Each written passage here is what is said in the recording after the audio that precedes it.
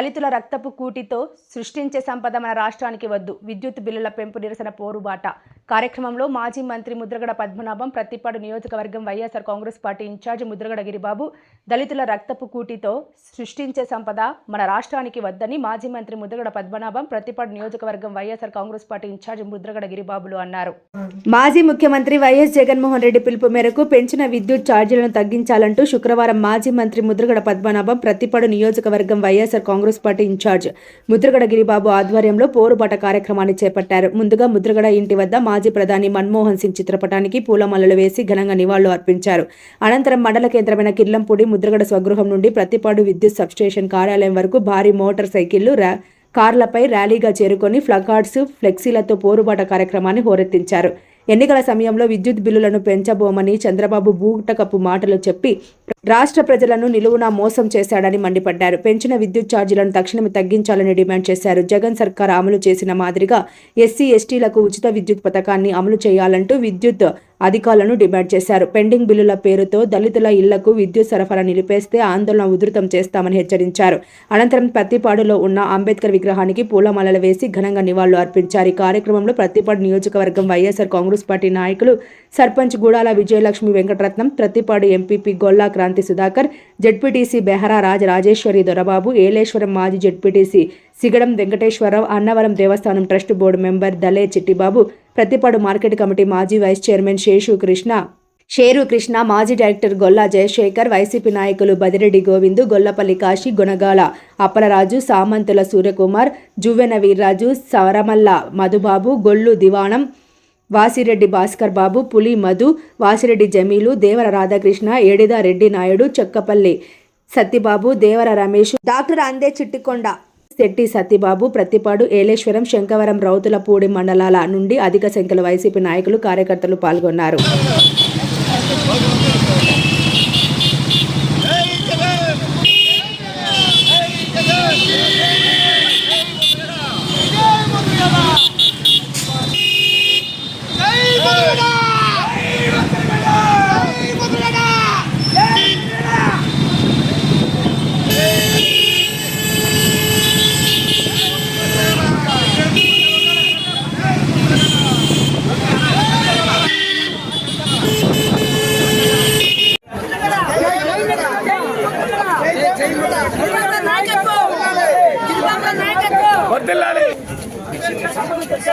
తోసుకోకండి అమ్మా, తోసుకోకండి.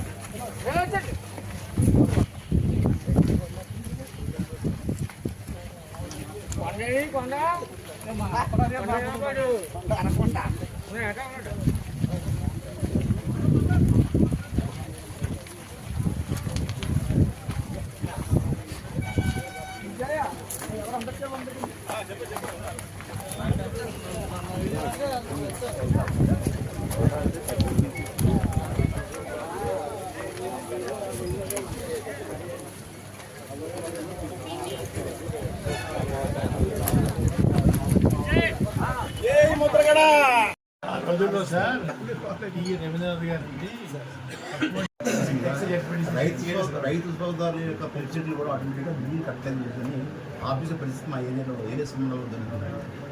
మరి రైతే రాజ్యం, రైతు దేశాన్ని వెనుముక అనేటువంటి ప్రభుత్వం యొక్క అదే మరి విద్యుత్ స్ట్రీట్లో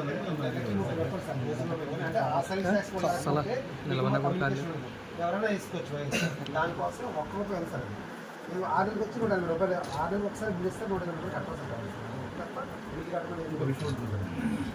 మనం కరెంటు ఆటోమేటిక్ ప్రకృతి సంపద లాభిస్తారు.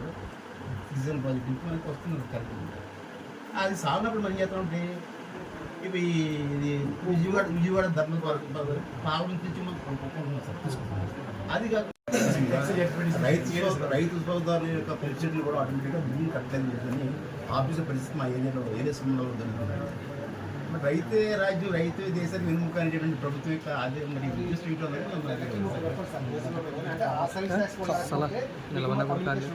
ఎవరైనా తీసుకోవచ్చు దానికోసం ఒక్కొక్క వెళ్తారు. మేము 6 నెలలకు వచ్చి 180 రూపాయలు, 6 నెలలకు ఒకసారి బిల్ ఇస్తే 180 రూపాయలు కట్టాల్సి ఉంటుంది. ఒక విషయం ఉంటుంది సార్, మనం కరెంటు ఆటోమేటిక్ అండి ప్రకృతి సంపద ఆదరిస్తారు కదా, సీజన్ ప్రాజెక్ట్ నుంచి మనకి వస్తుంది కరెంటు. అది సాగినప్పుడు మనం చేస్తామంటే ఇవి ఇది విజయవాడ ధర్మవరం పావుల నుంచి మనం కొనుక్కుంటున్నాం సార్, తీసుకుంటున్నాం. అది కాకుండా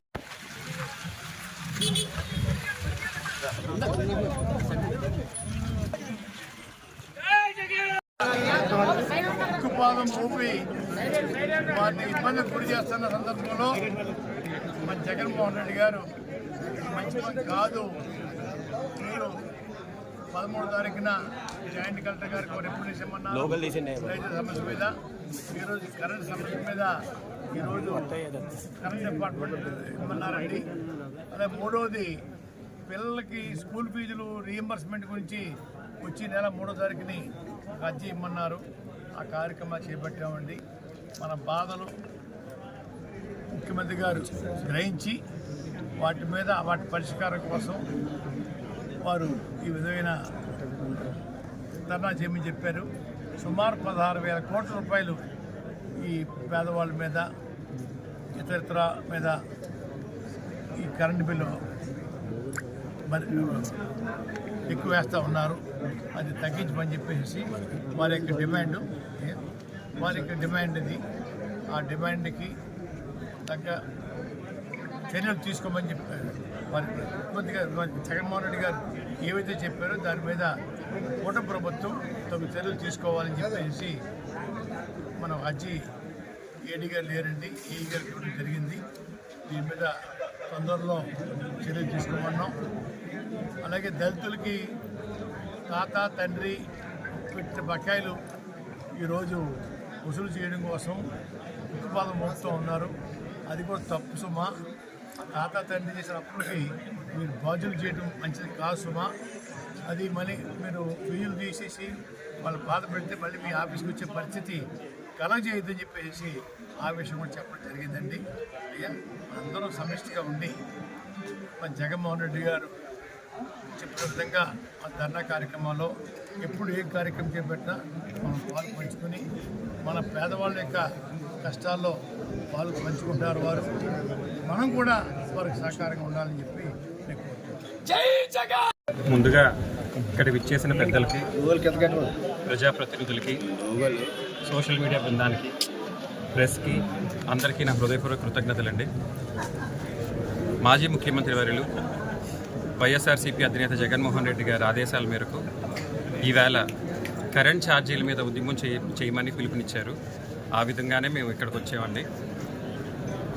15,000 కోట్ల పైగా బకాయిలన్నీ ఈవేళ వసూలు చేయడం కరెక్ట్ కాదండి. సంపద సృష్టిస్తానన్నారు. దళితులందరికీ ఇప్పటి నుంచో పూర్వం నుంచి ఉన్న కరెంటు బిల్లు ఈవేళ వసూలు చేయడం అది కూడా సమంజసం కాదు.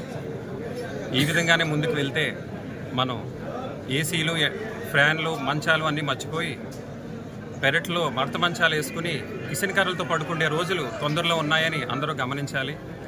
అందరూ కూడా ఈవేళ నోరిప్పకపోతే వచ్చే 6 నెలల్లో బిల్లులు డబ్బులు త్రిబుల్ అయ్యి మనమందరం కూడా ఏం చేయాలో అర్థం కాని పరిస్థితికి దిగజారే పరిస్థితి తీసుకొస్తున్నారు చంద్రబాబు నాయుడు గారు.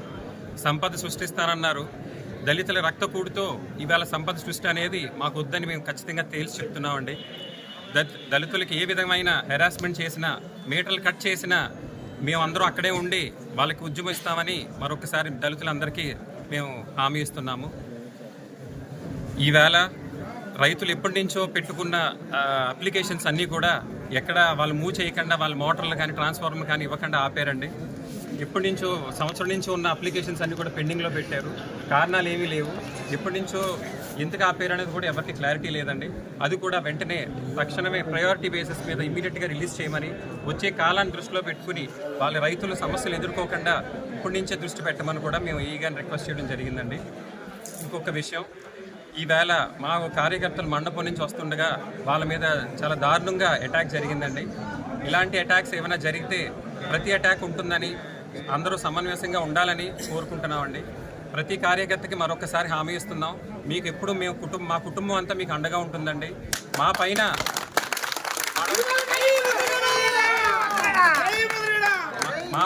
మన పార్టీ ఉంటుంది.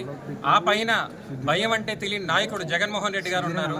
ఎవ్వరూ దీనికి కూడా భయపడొద్దని అందరూ ధైర్యంగా ఉండమని మరొకసారి పిలుపునిస్తున్నాను.